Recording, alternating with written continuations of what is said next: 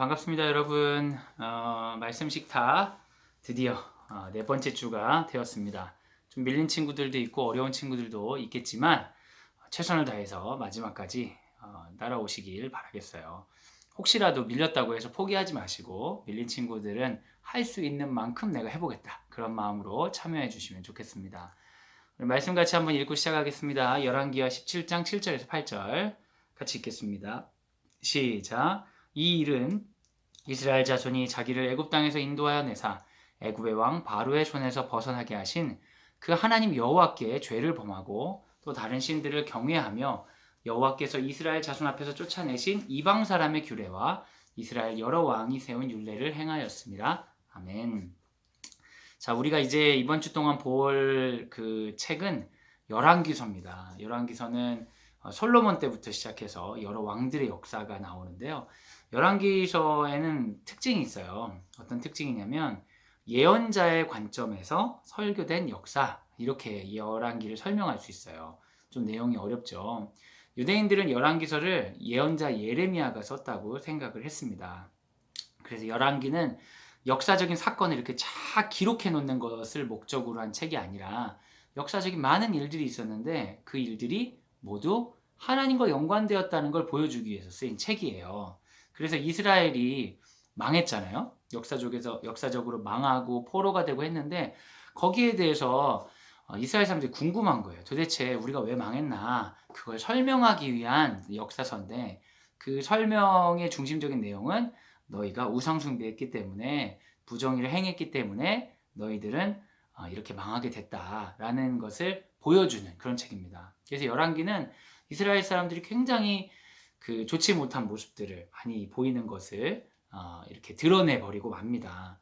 그러면 여러분 왕이나 제사장이나 하나님의 백성들이 이렇게 하나님 보시기에 잘 생활하지 못하면 하나님은 지금 뭐 하시는 거라고 할 수 있을까요?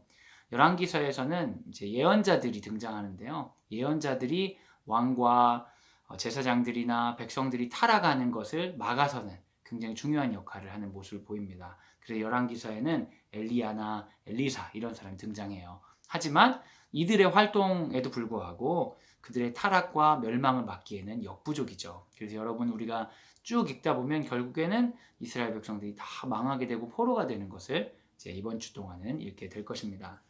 비슷한 책이 역대기가 있죠. 우리 큐티 할 때도 역대기를 봤는데 역대기는 좀 달라요. 역대기는 제사장 중심으로 제사장의 관점에서 쓰인 다윗 중심의 역사입니다. 이 시대가 좀 다릅니다. 열왕기는 언제 쓰였냐면 이스라엘이 망하자마자 쓰인 거라고 사람들이 생각해요. 이스라엘이 망하고 나서 사람들이 왜 우리가 망했을까? 이것에 대해서 대답하는 내용이 열왕기서예요. 우리가 망한 이유는 우리의 죄와 우상숭배 때문이다. 그러니까 회개하고 지금 포로기 시기를 잘 살아야 된다라고 경고하고 가르쳐주기 위해서 열왕기가 쓰였습니다. 반면 역대기는 그것보다 한참 후예요. 망한 지가 한참이 됐어. 망하고 나서 한참이 돼서 다시 회복하려고 성전도 짓고 이스라엘 예루살렘 중심으로 모이기도 하고 했는데 그렇다고 해서 별로 소망이 없어 보이는 거예요. 그럴 때 역대기는 한참 후에 쓰인 역사서예요. 너희의 소망의 이유가 어디 있느냐? 우리는 하나님께서 세우신 다윗 왕의 후손이다. 그리고 하나님이 다윗 언약을 통해 우리를 절대 버리지 않는다고 약속하셨다. 그러니까 우리는 소망이 있다. 성전 중심으로 제사를 드리고 예배를 드리면 하나님께서 우리를 회복시키실 것이다. 라고 굉장히 희망적인 유다의 역사를 이제 역대기는 말하고 있어요.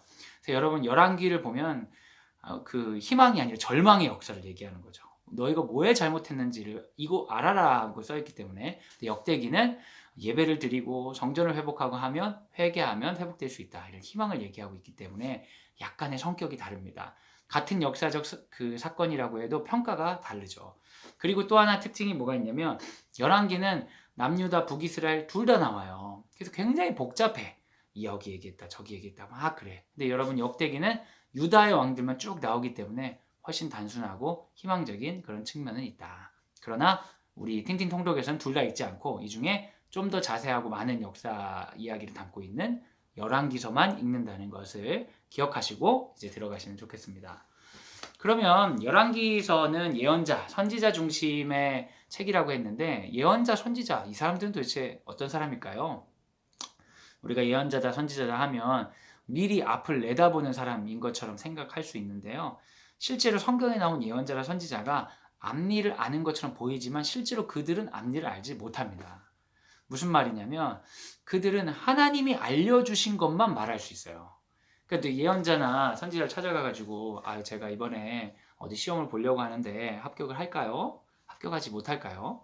제가 이번에 좋은 물건을 사고 싶은데 이 물건을 사는 게 좋을까요? 안 사는 게 좋을까요? 이렇게 내가 궁금한 걸 물어본다고 해서 예언자들이 대답을 할 수 있는 건 아니에요. 왜요? 예언자들은 오직 하나님이 가르쳐 주신 것만 얘기할 수 있기 때문에.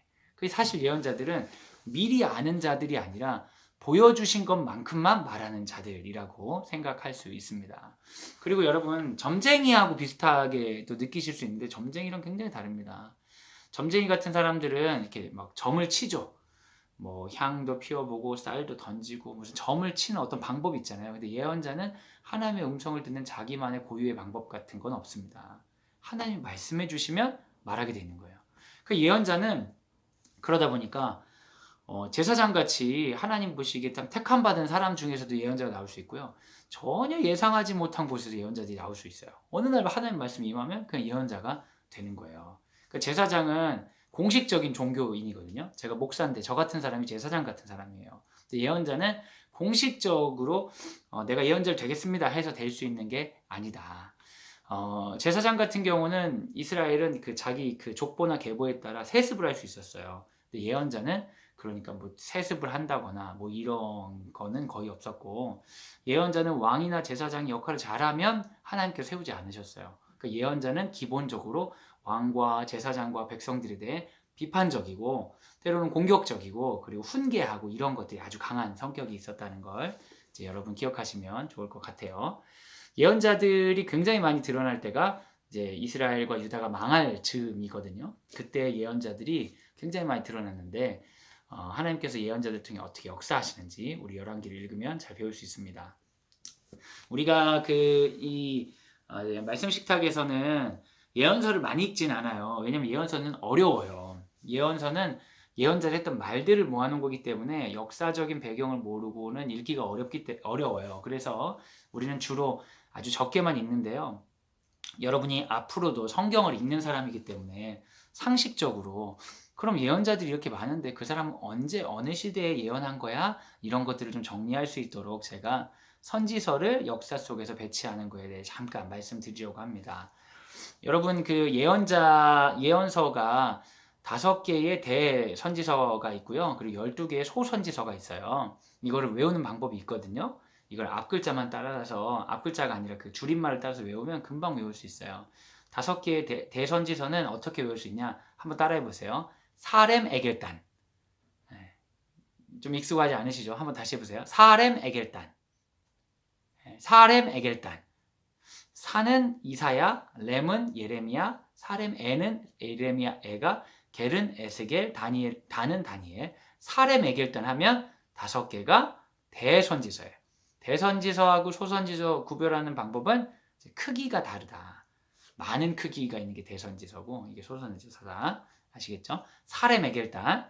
그 소선지서는 이건 4등분해서 외우면 좋거든요. 3개씩 해서 호요람, 오변미, 나학습, 학승말.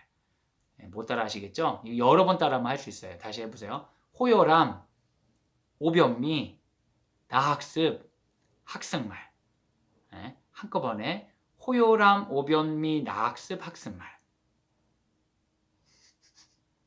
막 말 꼬이고 어렵죠? 이거는 12개의 예언서인데 약간 분량이 적어서 소선지서로 분류됩니다. 역사적으로 이것들이 은근히 순서가 있어요. 한번 보세요. 제가 이 프레젠테이션에 색깔로 좀 표현을 해봤는데요. 사렘 에겔단, 이 사렘 에겔단 보면 색깔이 2가지 있죠. 앞부분에 청록색이고 두 번째 보라색이잖아요. 이 청록색은 어떤 거냐? 유다, 여러분 이스라엘이 갈라지거든요. 남유다, 북이스라엘 갈라지는데 유다에서 망하기 전에 예언한 사람이 청록색입니다. 이사야, 예레미야, 에가도 예레미야니까 이사야나 예레미야는 유다가 망하기 전부터 유다에서 예언한 사람이라고 생각하시면 돼요. 그럼 에스겔, 다니엘은 뭐냐? 에스겔, 다니엘은 포로가 돼서 예언한 사람이에요. 이 구분이 딱 되죠. 이사야, 예레미야에게는 유다에서 예언을 하긴 했는데 언제? 유다에서 예언한 거고, 에스겔, 다니엘은 포로가 돼서 포로가 된 다음에 예언을 한 거예요. 이게 두 구분으로 할 수 있습니다. 밑에 내려가서 보면 선지서 12개가 있는데 비슷해요. 미가, 나움, 하박국, 스바냐도 청록색이죠. 그 사람도 포로가 되기 전에 유다에서 예언한 사람이고, 학개, 스가랴, 말라기는 포로가 된 이후에 된 사람이에요. 시대의 차이가 있다는 걸 기억하시면 좋겠어요. 그러면 이제 앞에 5개 호요람, 오변 하는 거 보면 그 호세아, 아모스, 요나가 빨간색인데 듬성 있죠. 이 3개의 예언자는 북이스라엘 예언자예요.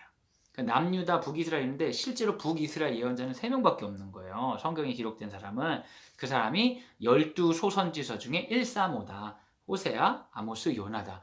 근데 참 다행인 것은 호세아, 아모스, 요나 모두 다 거의 같은 시기 예언자예요. 모두 여로보암 2세 때 예언자예요. 그리고 중간에 있는 요엘하고 오바댜는 그럼 뭐냐? 요엘하고 오바댜는 학자들마다 언제인지를 잘 모르겠다고 그래요. 그래서 망하기 전에 유다라는 사람도 있고 망한 이후에 유다라는 사람들도 있어요. 그래서 그 2개만 제가 다른 색을 칠해놨어요. 왕들의 연대기하고 같이 비교한 표를 제가 만들어 봤는데요. 여러분이 좀 이해가 되실 거예요. 보면 북이스라엘에 엘리야, 엘리사 있는 다음에 여로보암 2세 때에 호세아, 아모스, 요나가 전부 다 있어요. 네? 그죠? 그 남유다는 보니까 이제 요엘, 오바댜는 어딘지 모른다고 빼놓고 나머지 청록색이 거의 비슷한 시기에 뭉쳐져 있죠? 그 보라색은 그 아래로 돼 있죠. 근데 청록색은 유다 예언자들, 보라색은 유다 예언자인데 망한 다음에 예언자들이에요. 그럼 여러분 이걸 보면 뭘 알 수 있냐면 예언자들이 등장하는 시기가 있다는 걸 알 수 있어요. 언제 이스라엘은 언제 집중적으로 예언자들이 모였냐면 여로보암 2세 때 호세아, 아모스, 요나가 다 나왔어요. 여로보암 2세는 어떤 왕이었냐? 여로보암 2세는 굉장히 나라를 부강하게 만든 그 왕이었어요. 영토도 넓히고 그리고 부도 축척하고 굉장히 나라가 잘 될 때였어요. 그런데 하나님 보시기에는 우상 숭배가 제일 심하고 가장 교만할 때였어요. 그래서 호세아, 아모스, 요나 같은 예언자들을 세우셔서 경고하시고 얼마 되지 않아 그 북이스라엘은 망하게 됩니다. 그럼 남유다는 언제 집중적으로 예언자들이 있냐면 여러분 보시면 남유다가 망하기 직전에 예언자들이 엄청나게 많이 나오는 거예요. 이때쯤에 나라가 혼란스러울 때, 우상 숭배도 심하고 망하려고 할 때 이때 나오고 망하고 나서 예언자들이 나온다. 그럼 여러분 좀 이렇게 예언자들이 어느 때 나온지 알겠죠? 세상적으로 사람들이 보기에는 잘 되고 있는 것처럼 보이지만 실제로 영적으로 망하고 있을 때 예언자들이 등장할 수 있고요. 아니면 세상적으로 봤을 때도 하나님 보시기에도 그 악한 것들이 결과를 드러내는 아주 어려울 때, 이럴 때 예언자들이 등장할 수 있고, 완전히 망한 것처럼 보일 때 예언자들이 등장할 수 있어요. 이때의 특징은 왕이나 제사장이나 하나님의 사람들이 제대로 역할하지 못할 때 예언자들이 이렇게 등장했다는 걸 기억하시고, 여러분 나중에 이제 그 말씀 식탁 외의 부분들을 읽을 일이 있으면 이런 내용들을 참고해서 읽으시면 더 좋습니다. 자, 그럼 이제 첫째 날부터 우리 읽을 내용들을 한번 간단하게 리뷰해 보도록 하겠습니다. 자, 첫째 날은 열왕기상 1장부터 11장이에요. 솔로몬의 이야기입니다. 여러분 솔로몬이 처음에 왕이 될 때는 사실 그렇게 아름답게 되지는 못했어요. 원래 다윗의 첫 번째 아들인 암논은 어떻게 죽었어요? 압살롬에 의해 죽임을 당했죠. 그리고 압살롬도 쿠데타를 일으키고 죽임을 당했어요. 그래서 자연스럽게 다윗의 왕 중에 그 왕이 될 만한 사람으로서 아도니아가 이제 사람들에게 거론되었던 거죠. 그리고 아도니아가 왕이 되는 걸 당연히 지지하고 따랐던 군대 장관인 원래 다윗의 군대 장관인 요압, 그리고 원래 다윗의 제사장이 아비아달, 이렇게 한 팀이 돼가지고 왕권을 장악하려고 했어요. 근데 죽기 직전에 다윗에게 밧세바가 찾아가서 솔로몬에게 왕을 넘겨야 된다 그러면서 밧세바를 중심으로 그 군대 장관의 분하야, 그리고 제사장 사도, 이렇게 해서 한 팀이 돼가지고 이 팀과 팀 대결에서 다윗이 솔로몬의 손을 들어주죠. 그래서 솔로몬이 왕이 됩니다. 솔로몬이 되자마자 아도니아, 요압, 아비아달 이 숙적들을 다 제거해요. 다 죽이면서 솔로몬이 왕권을 굉장히 강화합니다. 그리고 하나님께 지혜를 구하고 하나님께 잘하고 싶다고 이야기를 해요. 그리고 실제로 성전을 짓기도 해요. 여기서 유명한 이야기 여러분 알고 있죠? 두 여인이 한 아이를 데리고 와서 어떻게 지금 우리 아이 중에 하나가 죽었는데 지금 이 아이가 내 아이다. 서로 이 아이가 내 아이다 하길래 그 솔로몬에게 지혜롭게 판단해 달라고 하는 이야기 나오죠. 그래서 솔로몬이 아이를 갈라라 라고 했을 때 가르는 게 너무 싫다고 했던 사람이 진짜 엄마다. 뭐 이런 아주 지혜로운 모습들이 솔로몬에게 등장하는 이야기가 있죠. 그만큼 솔로몬이 지혜로워졌는데 그가 한 것은 솔로몬 성전을 건축한 거예요. 여러분 여기 제가 지도를 이렇게 보여줬는데요. 다윗성이라고 이렇게 길쭉한 성이 있는데 성의 뒷부분은 솔로몬 성전이에요. 뒷부분에 성을 더 짓고 그리고 다윗성에 있었던 언약궤를 솔로몬 성전으로 옮겨갑니다. 그래서 이제 성전을 중심으로 솔로몬이 왕권을 강화하고 하나님 보시기에 기도하면서 되게 잘 되는 것처럼 이렇게 보여요. 그런데 솔로몬은 아주 타락한 왕이 되었어요. 하나님께서 이제 신명기 17장에 하지 말라고 하는 일들이 몇 가지 있거든요. 왕은 절대 이런 것을 좋아하면 안 된다. 그게 바로 군마를 많이 축적하는 것과 그리고 재물을 많이 모으는 것 그리고 여러 부인들을 얻는 거예요. 근데 솔로몬은 이걸 다 했어요. 다 하고 세상적으로 자기가 굉장히 성공한 거라 생각했어요. 그런데 세상적으로 성공하니까 세상의 욕심과 우상들이 나라에 많이 들어가서 솔로몬 때문에 나라가 이후에는 분열되는 그런 일들이 일어나고 말죠. 솔로몬의 그 정치 말년에는 대적들이 많이 일어났습니다. 뭐 하닷이라든지 르손이라든지 여로보암이라든지 이런 대적들이 많이 일어나는데 이런 대적들도 이후에 이스라엘을 참 어렵게 만들고 말죠. 그래서 왕상 1장에서 11장은 그 솔로몬의 이야기를 우리가 읽게 될 것입니다. 여러분이 지도를 한번 보시면요. 그때 당시에 고대 근동에 나라들이 많이 있는데 열왕기 상하를 읽어나가면서 계속해서 이스라엘 괴롭힌 나라가 있어요. 전반부에 괴롭힌 나라는 뭐냐면 아람이에요. 아람 어디 있는지 한번 찾아보세요. 여기 그 예루살렘, 사마리아 하고 아람 어디 있어요? 위에 있죠. 위에 아람이 있어요. 근데 이 아람이 다메섹을 중심으로 형성되어 있는 나라예요. 다메섹. 근데 다메섹에서 반역을 일으킨 사람이 바로 르손이죠. 그러니까 솔로몬의 주적이 되는 아람 사람이 계속해서 괴롭힘을 이렇게 하는 거예요. 그러다가 아람이 몰락하고 나서는 누가 괴롭히냐? 이제 아수르가 괴롭힙니다. 그래서 결국엔 북이스라엘은 아수르에 멸망하게 되죠. 그런 이야기들이 이제 앞으로 펼쳐집니다. 솔로몬 왕이 하나님 보시기에 굉장히 성공했었는데 이 사람이 사람들 보기에도 성공하려 하다 보니까 하나님을 저버리는 안타까운 일들이 이후 역사 가운데서도 큰 영향력을 미치는 것을 우리는 알 수 있죠. 자, 그 다음날 되면 이제 본격적으로 분열 왕국 시대에 들어갑니다. 여러분 잘 알고 있다시피 우리가 역대기를 할 때도 많이 나왔는데요. 솔로몬의 아들 르호보암이 북이스라엘 사람들의 말을 들어주지 않아서 북이스라엘 사람들이 여로보암을 중심으로 분열하는 그런 일들이 일어나죠. 그리고 분열하고 이렇게 갈라지는데 이 내용들을 모두 다 우리가 알 수는 없고 그냥 읽어가면서 큰 흐름만 보면 좋은데요. 기본적으로 여러분 남유다와 북이스라엘은 좀 느낌이 달라요. 왜냐하면 하나님께서 남유다에는 어떤 약속을 해주셨냐. 다윗의 후손을 절대 버리지 않겠다라는 약속을 해주셨고요. 여로보암에게도 동일하게 네가 하나님을 잘 섬기면 다윗의 약속을 너에게도 주겠다라고 말씀하셨어요. 그런데 여로보암은 북이스라엘로 갈라지자마자 뭘 하냐면 우상의 제단을 만듭니다. 자기 나라의 맨 위와 맨 끝에 제단을 만들어요. 왜냐하면 이스라엘 사람들이 그 예루살렘으로 다윗성 있는 곳으로 솔로몬 성전 있는 곳으로 제사 드리러 가버리면 갔다가 안 돌아올 수도 있잖아요. 그러니까 하나님을 여기서 믿어라 그러면서 우상의 제단을 세우고 제사장들을 세우기가 급하니까 아무나 자기가 아는 사람들 제사장을 세우고 우상 숭배를 많이 했어요. 그래서 여로보암은 처음부터 타락했어요. 그래서 이제 남유다하고 북이스라엘이 대조가 되면서 성경은 어떤 표현을 쓰냐면 다윗의 길과 여로보암의 길이라는 표현을 씁니다. 여로보암의 길은 뭐냐면 하나님의 은혜대로 살지 못하는 망할 길을 얘기하는 거예요. 이 왕이 여로보암의 길로 행하였더라. 이런 우상 숭배하고 망할 길로 살았다는 얘기예요. 다윗의 길대로 행하였더라. 이것은 잘 살았다. 이런 겁니다. 그래서 남유다하고 북이스라엘 이제 시작하는데 남유다에는 칭찬받는 왕들이 좀 있어요. 한 8명 정도. 제가 그 표에 파란색으로 이렇게 하는 사람들은 칭찬받은 왕이에요. 근데 북이스라엘은 칭찬받은 왕이 하나도 없습니다. 전부 다 우상 숭배하고 하나님 보시기에 악한 일만 했어요. 북이스라엘은. 그리고 여러분 제가 이제 그림을 보시면 북이스라엘만 있는 건데 핑크색 선이 이렇게 있어요. 이 선은 뭐냐면 그 전에 왕을 죽이고 나서 왕이 된 경우예요. 그럼 여로보암에게 하나님이 약속하셨죠. 너도 다윗과 같은 은혜를 내가 주겠다. 네가 하나님 앞에 잘 살면 라고 하지만 네 자손에게 주겠다 했지만 바로 여로보암 다음에 나답 그 다음에 어떻게 돼요? 핑크색 딱 갔죠. 이미 여로보암에게 했던 약속은 여기서 끊어져 버린 거예요. 그 후손들에게 약속이 흘러가지 못했던 거죠. 그런데 바하사는 엘라 이후에 또 끊어지죠. 시므리 다음에 또 끊어지고. 그러니까 이 북이스라엘은 악한 왕들이고 끊임없이 욕심 때문에 서로를 죽이는 왕들이었다는 걸 여러분 기억하시고요.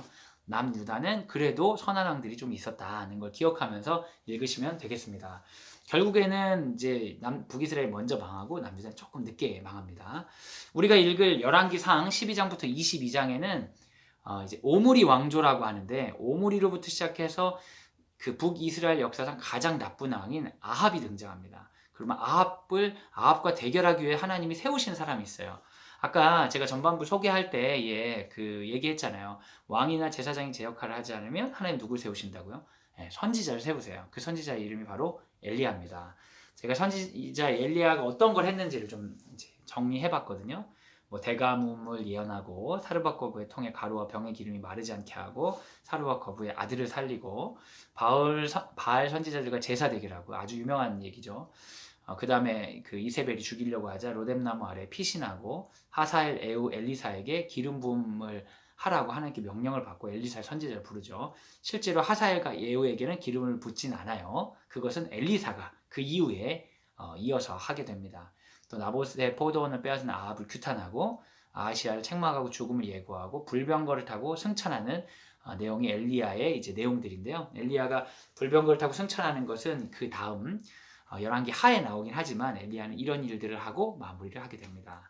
그래서 이제 그 다음 날은 여러분 열왕기 하 이제 1장부터 13절에 들어갈 텐데요. 열왕기에 들어가면 제일 먼저 엘리야가 승천하고 엘리사가 그 권위를 이어받는 것에서부터 시작해요. 그러면 이제 열왕기 하에 나머지 시대 가운데에 하나님께서 세우시는 선지자는 누구겠어요? 엘리사를 중심으로 하겠다는 것을 여러분 알 수 있겠죠.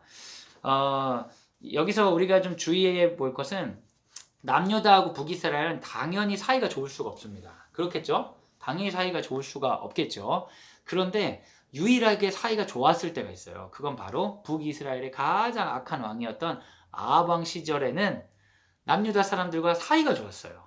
이 나쁜 거는 이게 전파가 되는 것 같아요. 특별히 좀 우리가 보기엔 역사를 봤을 때는 안타까운데 좋은 왕이라고 평가받는 여호사밧이 아합하고 사이가 좋았어요. 그래서 그의 아들 여호람은 아합의 딸과 결혼합니다. 그게 바로 아달랴인데요. 여호람이 아달랴와 결혼하고 그 아들 아하시아가 왕이 되었을 때는 자연스럽게 아달랴로부터 그 교육을 받아서 아하시아도 굉장히 악하고 아합 같은 왕이 되었어요. 그리고 북이스라엘에 있는 요람하고 아주 잘 지냈어요. 그러다가 어떤 사건이 있냐면 아하시아와 여호람이 함께 연합해서 연합군을 꾸리는 어느 과정 가운데에 에후라는 사람이 쿠데타를 일으켜서 같이 있었던 아하시아하고 여호람을 둘 다 죽여버리는 일이 생기고 맙니다. 그러니까 남유다 북이스라엘이 둘 다 왕이 없어진 거예요. 근데 북이스라엘은 에후가 자기가 왕을 해버리거든요. 그래서 왕이 됐는데 남유다에는 왕이 없잖아요. 그러면 자연스럽게 아하시아의 아들 중에 누구를 왕으로 세워야 되는데 아하시아의 엄마였던 아달랴가 자기 손주들을 다 죽여버렸어요. 이 아합의 딸이 자기 손주들을 다 죽이고 자기가 여왕이 된 겁니다. 그래서 이스라엘을 향한 하나님의 약속이 있죠. 다윗의 후손이 영원히 끊어지지 아니하리라. 여러분을 향한 약속은 이미 끊어졌잖아요. 근데 여기서 딱 끊어지는 거예요. 그래서 큰일 나고 이제 이스라엘의 우상이 막 이렇게 그 우상 숭배가 다시 막 일어나기 시작하는데 그때 죽지 않고 숨었던 요아스가 성장하면서 제사장들과 힘을 합쳐서 다시 반란을 일으켜서 아달랴를 몰아내는 일들이 일어납니다. 그래서 유다는 단 한 번의 위기를 겪는데 그 이유는 어떤 것 때문이다? 북이스라엘과 잘 지냈기 때문에 딱 한 번의 위기가 있습니다. 그 이후에는 이제 다시 유다의 후손들이 쭉 내려가죠. 그 열왕기하 여러분 1장부터 13장까지 읽었을 때는 이러한 그 역사적 배경과 또 엘리사가 했던 어떤 그 다양한 사역들을 생각하면서 읽으시면 좋을 것 같아요. 근데 여러분 엘리사는요 엘리야랑은 좀 달라요.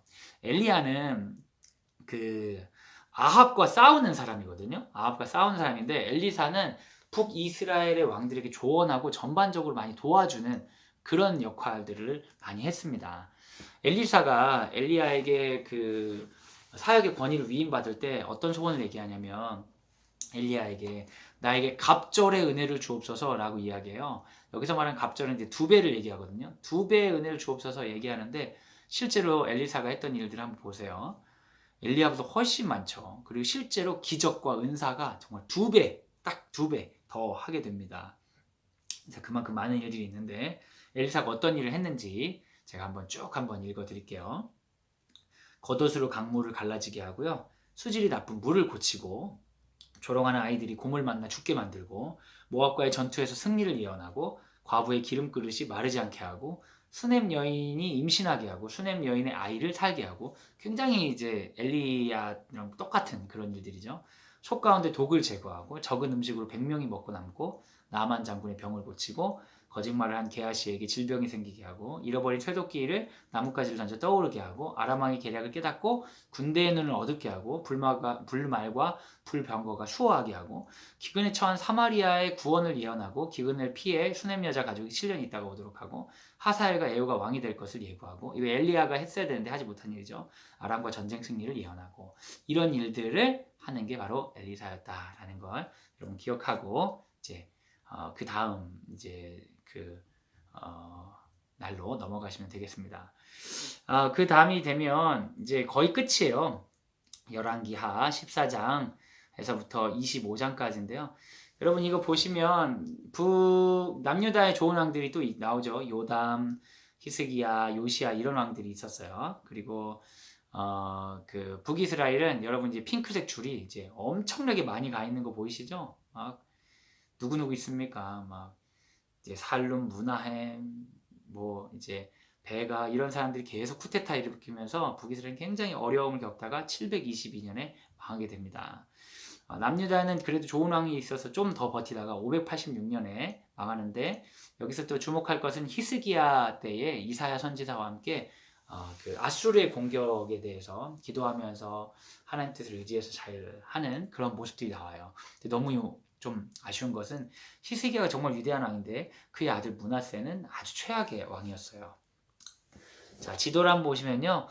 여러분 예루살렘을 이제 BC 670년에 아수르 얘기합니다. 아수르가 이렇게 영향이 컸어요. 근데 이 아수르가 어디에 망하냐면 바벨론에 망합니다. 그래서 결국에는 이스라엘은 아수르에 망하는데 남유다는 어디에 망하냐면 바벨론에 망하게 된다라는 거 여러분 기억하시면 되겠어요. 586년에 722년에 북이스라엘은 아수르에 망하고 586년에 남유다는 바벨론에 망한다. 그 전에 바벨론이 아수르를 먹었기 때문에 그런 거예요.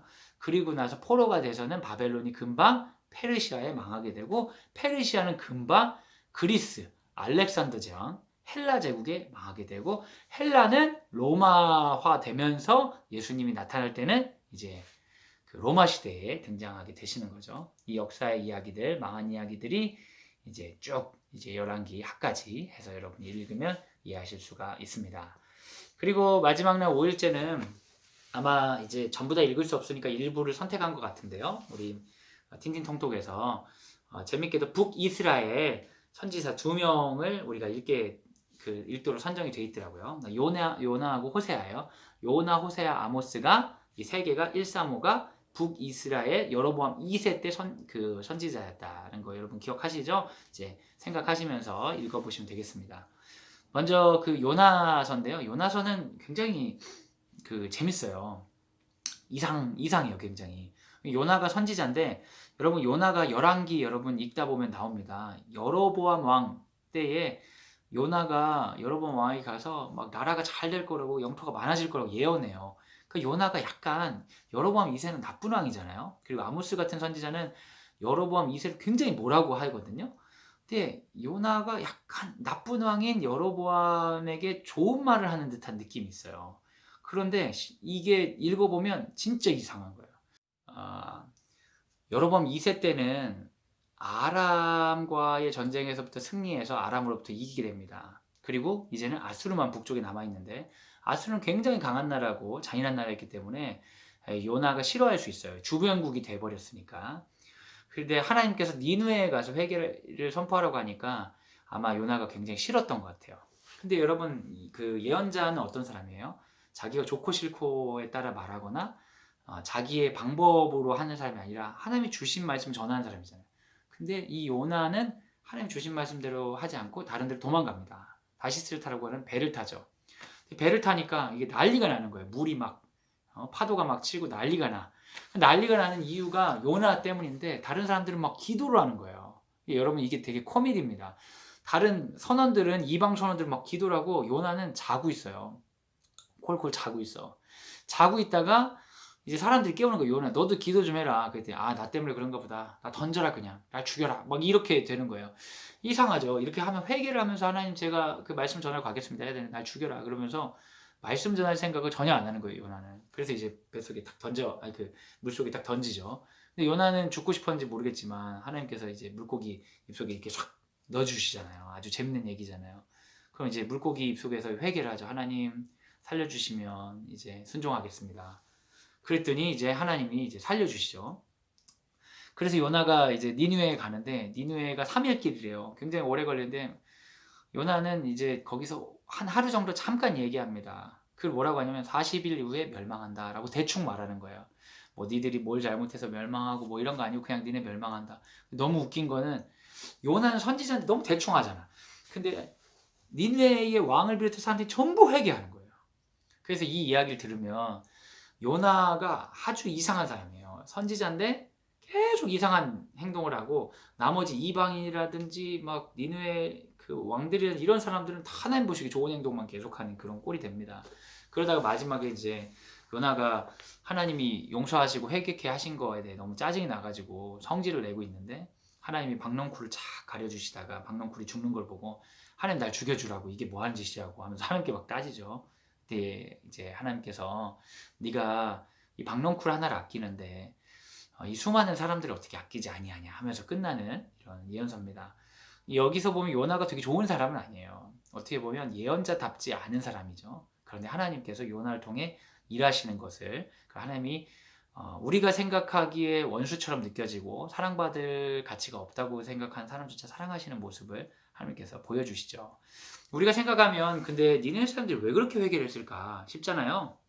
근데 그때 당시에 그 역사적으로 아수르 제국에 전염병이 돌았대요. 그래서 많이 그 국내 정세가 많이 불안했다고 합니다. 멸망한다는 얘기를 듣고 회개할 만한 여지가 있었다라고 생각하는 학자들이 꽤 있습니다. 그리고 우리가 이어서 보는 그 선지서는 동일하게 여로보암 2세 때의 선지서인 호세아입니다.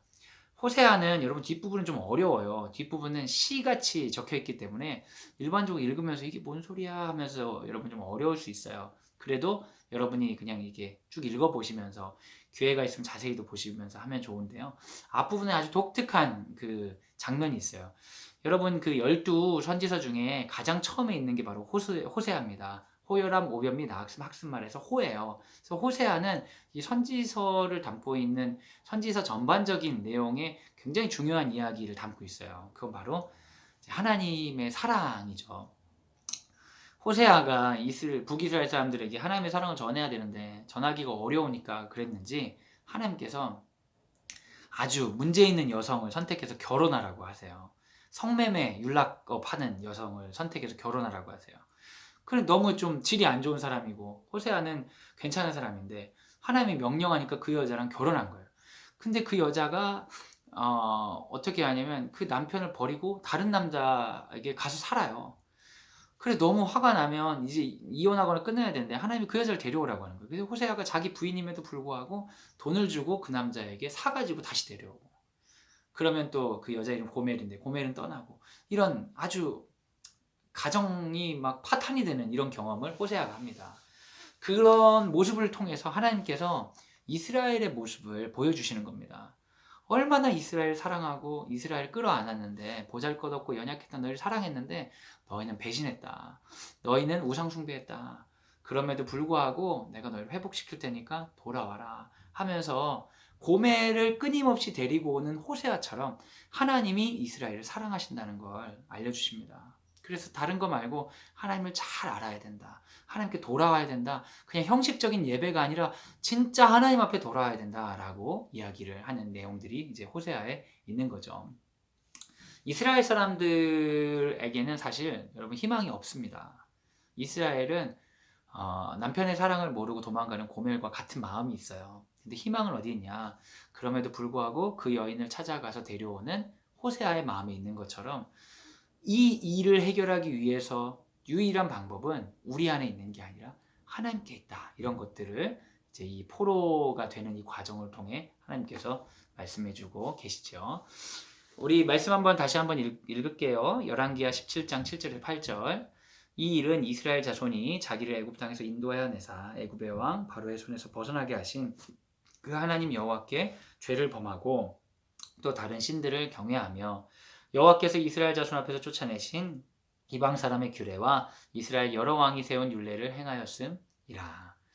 여러분, 왜 망했을까요? 왜 망했을까? 성경이 말합니다. 이 일은 이스라엘 자손이 자기를 애굽 땅에서 인도하여 내사 애굽의 왕 바로의 손에서 벗어나게 하신 그 하나님 여호와께 죄를 범하고 또 다른 신들을 경외하며 여호와께서 이스라엘 자손 앞에 쫓아내신 이방 사람의 규례와 이스라엘 여러 왕이 세운 율례를 행하였습니다.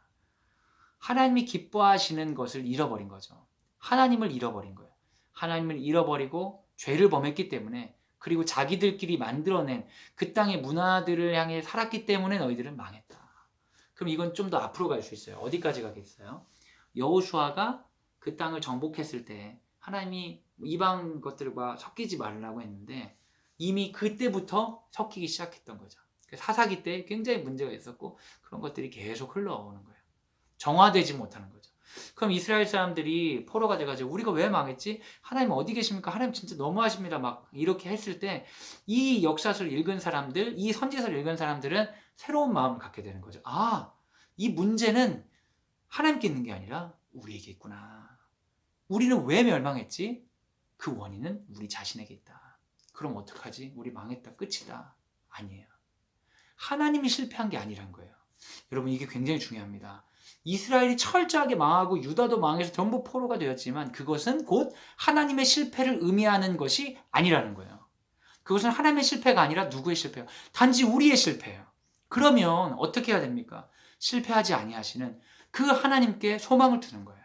그러면 호세아처럼 고멜은 철저하게 실패했지만 호세아가 고멜을 다시 데려온 것처럼 하나님께서 우리를 사랑하신 하나님께서 역사하시고 우리 가운데에 소망을 주신다는 것이 이 역사의 이야기들, 예언자의 이야기를 통해 우리에게 주시는 메시지입니다. 이것을 한번 잘 생각하고 적용해 보시면 좋을 것 같아요. 때때로 우리 자신에게 굉장히 실망하고 우리가 하나님 보시기에 충분하지 않은 것들을 경험하면서 마음 아파할 때가 있습니다. 그건 사실이죠. 그런데 여러분, 우리는 할 수 없습니다. 그러나 하나님께 소망이 있습니다. 그래서 우리는 끊임없이 우리의 마음을 하나님께 드리고 끊임없이 실패하지 아니하시고 영원한 날을 인도하시는 그 하나님을 의지하고 그 하나님과 함께 해야 되는 것이죠. 여러분 주변에 속한 문화들, 함께하는 흔한 일들, 남들이 얘기한 성공, 이런 것들이 마음에 흔들리겠지만 그것보다 더 중요한 것은 우리를 사랑하시고 우리와 함께하길 기대하시는 그 하나님을 딱 붙드는 거다. 그러면 그 하나님께서 우리의 소망이 되시고 우리의 연약함에도 불구하고 그의 나라를 위해 우리를 사용하시며 결국에 마지막 때에 그의 나라로 우리를 초청하실 것이다 라는 메시지들을 생각하며 사시면 좋겠습니다. 여러분, 이렇게 절망스럽고 어려운 이야기들을 읽느라 좀 힘들 수 있지만 절망스럽고 어려운 이야기들 가운데 끊임없이 사랑하시는 하나님을 바라보면서 소망을 가지며 읽기를 끝까지 잘 이번 주도 마무리해 주시면 좋겠습니다. 이제 얼마 남지 않았죠? 여러분 화이팅해서 우리 마무리합시다. 우리 기도하고 축도하도록 하겠습니다. 하나님 감사합니다. 이제 4주차 들어갑니다. 힘을 더하여 주셔서 이스라엘 왕들과 제사장들이 타락하고 선지자를 통해서 하나님께서 일하시지만 그것조차 이 멸망을 막을 수 없는 것들을 읽게 됩니다. 우리 마음도 이것을 읽으면서 회개하고 하나님을 더욱더 의지할 수 있도록 인도하여 주시고 이런 성경 읽기가 우리 삶 가운데 새로운 역사로 부흥으로 변화로 이어질 수 있도록 인도하여 주옵소서. 이제는 예수 그리스도의 은혜와 하나님의 사랑과 성령의 교통하심이 주의 말씀을 듣고 성경을 읽으며 하나님께 영광 돌리려 다짐하는 사랑하는 광성드림학교 모든 식구들을 위해 특별히 통독에 참여하는 모든 가족들 위해 지금부터 영원까지 함께 하시기를 간절히 축원하옵나이다. 아멘. 우리 하나님께 영광의 박수를 올려드리겠습니다. 할렐루야.